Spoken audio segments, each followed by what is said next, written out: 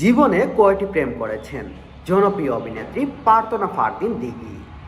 বাংলা চলচ্চিত্রের এক সময়ের দর্শকপ্রিয় শিশুশিল্পী প্রার্থনা ফারদিন দিঘি বর্তমানে রূপালী পর্দায় অভিনয় করা এ নায়িকা। কখনো নিজেকে সেভাবে মেলে ধরতে না পারলেও ব্যক্তিগত জীবন নিয়ে প্রায়ই চর্চায় থাকেন তিনি। এবার এক পডকাস্টে প্রেম সম্পর্ক নিয়ে নিজের অবস্থান স্পষ্ট করলেন দিঘি।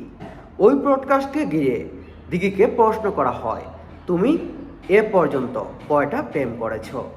উত্তরে দিঘি বলেন, আমি ওইভাবে কখনো প্রেম করিনি। উপস্থাপক বলেন, সেটা কয়টা করেছ? হাসতে হাসতে অভিনেত্রী বলেন, আসলে আমি প্রেম করার সুযোগ পাইনি। নাচরবান্দা উপস্থাপক ফের প্রশ্ন রাখলেন, সুযোগের আড়ালে কয়টা করেছ? এবার দিঘি বলেন, সুযোগের আড়ালে করা হয়নি, কারণ আমি যখন স্কুলে পড়ি তখন খুবই রেস্ট্রিকশনে থাকতাম। ক্লাস 6-এ অস্বাভাবিকভাবে রেস্ট্রিকশন থাকা শুরু হয়। আমি ফোন ব্যবহার করা শুরু করেছি এসএসসির পর থেকে। সো আমি অনেক রেস্ট্রিকশন থেকেছি, আমাকে চোখে চোখে রেখেছেন। অভিনেত্রী আরও জানান, স্কুল কর্তৃপক্ষ শিক্ষকের সঙ্গে নিয়মিত যোগাযোগ রাখতেন এবং খোঁজ নিতেন তার পরিবার। তার মতে দীর্ঘদিন এমন কঠোর নিয়ন্ত্রণে থাকার কারণে প্রেম করার সুযোগ ও মানসিক পরিবেশ কোনোটাই তৈরি হয়নি।